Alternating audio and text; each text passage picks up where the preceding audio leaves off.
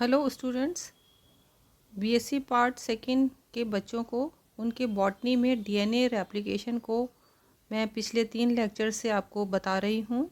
आज ये DNA replication का ही चौथा पार्ट है और इसमें मैं प्रोसेस ऑफ डीएनए रेप्लिकेशन के बारे में बताऊँगी। पिछले लेक्चर्स में मैंने आपको इनिशियल डेफिनेशंस और मूलभूत आवश्यकताओं इत्यादि के बारे में बताया था। तो आज एक्चुअल प्रोसेस को देख लेते हैं। तो एक्चुअल प्रोसेस जो है वो देखिए, उसमें सबसे पहले एक्टिवेशन ऑफ डीऑक्सीराइबो न्यूक्लियोटाइड्स। सबसे पहले डीऑक्सीराइबो न्यूक्लियोटाइड्स का एक्टिवेशन होता है और डीएनए के संश्लेषण के लिए केंद्रीय द्रव्य न्यूक्लियर सैप में उपस्थित 4 प्रकार के डीऑक्सीराइबो न्यूक्लियोसाइड मोनोफॉस्फेट की आवश्यकता होती है। इनमें प्रमुख डीऑक्सी एडेनोसिन मोनोफॉस्फेट, जिसको कि DAMP कहेंगे, इसी तरह DGMP, DCMP एंड DCTP। ये सभी न्यूक्लियोटाइड ATP से जुड़ने के पश्चात सक्रिय होते हैं और इस प्रक्रिया को फॉस्फोराइलेशन भी कहा जाता है। और इस फॉस्फोराइलेशन की प्रक्रिया में एंजाइम फॉस्फोराइलेज मेटाबॉलाइज होता है और यह क्रमशः डीऑक्सीराइबो न्यूक्लियोसाइड ट्राइफॉस्फेट जैसे DATP, DGTP, DCTP तथा DTTP का उत्पादन करते हैं। नेक्स्ट इसमें आ जाता है point recognition of initial point and unwinding of DNA. एक तो पॉइंट ये हुआ कि जैसे कि डीएनए का रिकॉग्निशन साइट कैसे पहचानेंगे, और दूसरा ये हुआ एक्टिवेशन ऑफ डीएनए होगा और दूसरा होगा रिकॉग्निशन साइट को पहचानना और अनविंडिंग ऑफ डीएनए।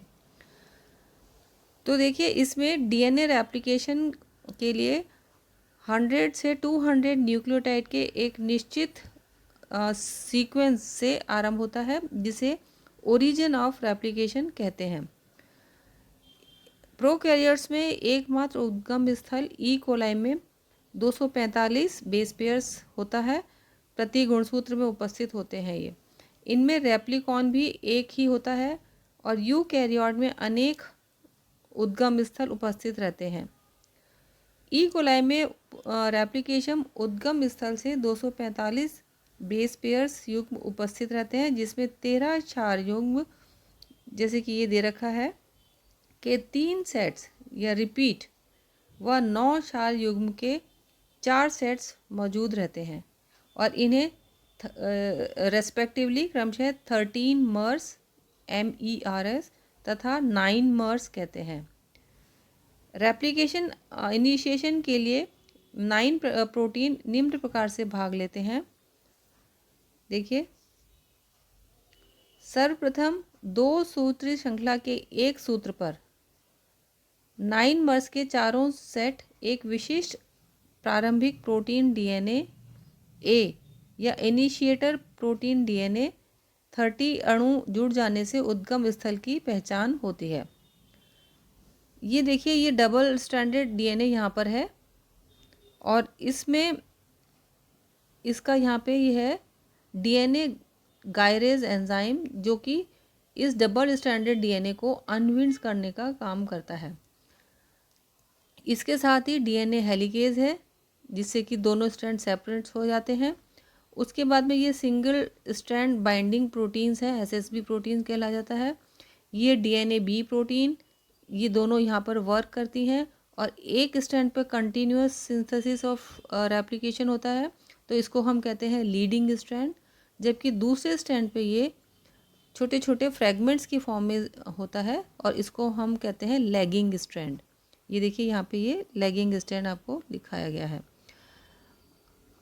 इसमें देखिए, लैगिंग स्ट्रैंड में ये डीएनए पॉलीमरेज सेकेंड का भी काम होता है और डीएनए न्यूक्लियोटाइड जॉइनिंग का काम होता है यहाँ पे, और डीएनए पॉलीमरेज फर्स्ट भी होता है to fill and DNA ligase to close the gap, है ना। गैप्स को बंद करने के लिए डीएनए लाइगेज या पॉलीमरेज 1 एंजाइम हो जाता है। और ये इधर है ये ओल्डेस्ट स्ट्रैंड। तो ये देखिए डीएनए का सिंथेसिस इधर लीडिंग स्ट्रैंड पर 3' से 5' डायरेक्शन में होता है। तो यहाँ पर आपको मैंने बताया कि ये 30 मॉलिक्यूल से जुड़ जाने से उद्गम स्थल या इनिशिएशन साइट की पहचान होती है। डीएनए सम्मिश्र जुड़ने से 13 मर्स के तीनों सेट्स या रिपीट विकृत होने शुरू हो जाते हैं। सर्वप्रथम 2 सूत्रीय कुंडलित श्रृंखला के एक सूत्र पर 9 मर्स के चारों सेट्स से विशिष्ट प्रारंभिक प्रोटीन या डीएनए ए के 30 अणु कॉम्प्लेक्स के रूप में जुड़कर इनिशिएशन साइट को चिन्हित करते हैं। डीएनए ए सम्मिश्र के जुड़ने से 13 क्षार युग्मों के तीनों सेट या रिपीट या 13 मर्स विकृत होने शुरू हो जाते हैं और इस प्रक्रिया के लिए एटीपी तथा बैक्टीरिया हिस्टोन जैसे प्रोटीन एचवी की आवश्यकता होती है। लगभग 45 क्षार युग्म विकृत होकर द्विकुंडलित श्रृंखलाओं को खोल देते हैं। डीएनए का विकुंडलन 5 प्रोटीन डीएनए ए तथा डीएनए बी, डीएनए सी तथा एसएसबी तथा गायरेज अथवा टोपो आइसोमरेज द्वारा संपन्न होता है। सर्वप्रथम enzyme helicase protein DNA B के साथ प्रोटीन ए के पास थोड़ी सी अकुंडलित श्रृंखला से जुड़ता है। प्रत्येक डीएनए बी डीएनए श्रृंखला पर 6 डीएनए सी की सहायता से जुड़ता है।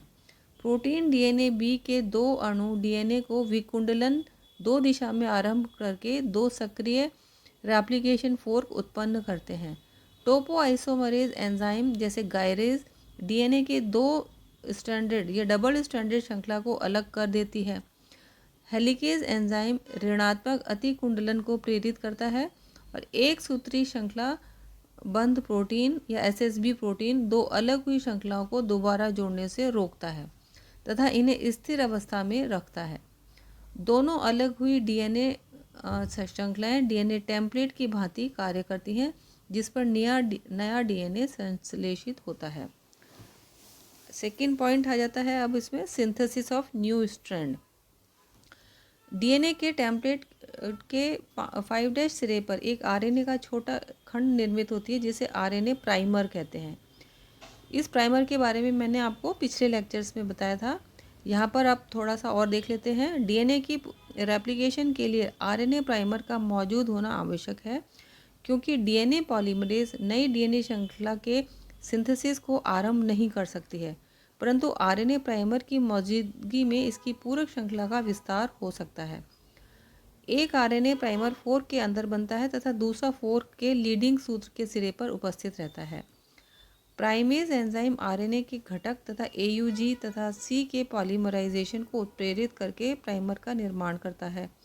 यह प्राइमर पुनरावृत्ति समाप्त होने से पहले हट जाते हैं तथा इनका स्थान डीऑक्सीराइबो न्यूक्लियोटाइड ग्रहण करके डीएनए श्रृंखला को जोड़ देते हैं।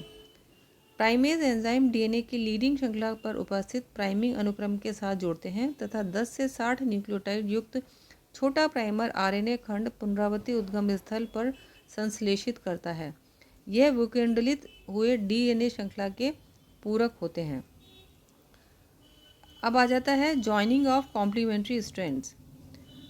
Deoxyribo nucleotide triphosphate template DNA श्रृंखला पर उपस्थित उपयुक्त नाइट्रोजन क्षार के साथ क्षार युग्म नियम के तहत युग्मित होकर जुड़ता है। जब डीऑक्सीराइबो न्यूक्लियोटाइड ट्राइफॉस्फेट अणु नाइट्रोजन क्षार के साथ संलग्न होता है तो पायरोफॉस्फेट अणु मुक्त हो जाते हैं। एंजाइम पायरोफॉस्फेट का अकार्बनिक फॉस्फेट समूह पीआई में हाइड्रोलिसिस करके ऊर्जा रिलीज करता है। नेक्स्ट आ जाता है formation of new DNA chain on RNA primer by polymerisation of DNA. अब डीएनए का पॉलीमराइजेशन कैसे होता है? डीएनए श्रृंखला 5' से 3' दिशा में डीएनए टेम्पलेट पर आरएनए प्राइमर के 3' सिरे पर डीऑक्सीराइबो न्यूक्लियोटाइड के जुड़ने से बनती है। अकार्बनिक फॉस्फेट समूह पीआई बनने के दौरान जो ऊर्जा निकलती है वह न्यूक्लियोटाइड को जोड़कर पॉलीन्यूक्लियोटाइड श्रृंखला का निर्माण करने में सहायक होती है। इस प्रक्रिया को डीएनए पॉलीमरेज एंजाइम मैंगनीज तथा मैग्नीशियम आयन उपापचित करते हैं। यह एक बार संश्लेषण शुरू होने पर लगातार तब तक चलता रहता है जब तक पुनरावर्ती फोर्क पर जनक श्रृंखला का विकुंडलन होता रहता है। यहाँ पे ये देखिए दिखाया गया है, ये पूरा ये फोर्क फॉर्मेशन हो रहा है यहाँ पे सिंगल एसएसबी प्रोटीन। ये तो एक्चुअल डीएनए का जो डबल स्टैंडर्ड स्ट्रक्चर है ये दिखाया गया है। इसके बाद में आता है एक्सिशन ऑफ आरएनए प्राइमर। एक बार छोटे ओकाज़ाकी फ्रैगमेंट्स बनने के बाद में आरएनए प्राइमर के न्यूक्लियोटाइड्स एक एक करके डीएनए पॉलीमरेज के 5' to 3' एक्सोन्यूक्लियस द्वारा हटा दिए जाते हैं। जॉइनिंग ऑफ ओकाज़ाकी फ्रैगमेंट्स के बीच के रिक्त स्थान या गैप्स को डीएनए पॉलीमरेज 1 के पूरक डीऑक्सीराइबो न्यूक्लियोटाइड या कॉम्प्लीमेंट्री डीऑक्सीराइबो न्यूक्लियोटाइड रेजिड्यूज के द्वारा पूर्ण कर दिए जाते हैं। अंततः डीएनए सूत्र के 5' से 3' सिरे डीएनए लाइगेज द्वारा एंजाइम के द्वारा जोड़ जाते हैं। तो ये बात हो गई आज रेप्लिकेशन की। रेप्लिकेशन इन यूकैरियोटिक को अगले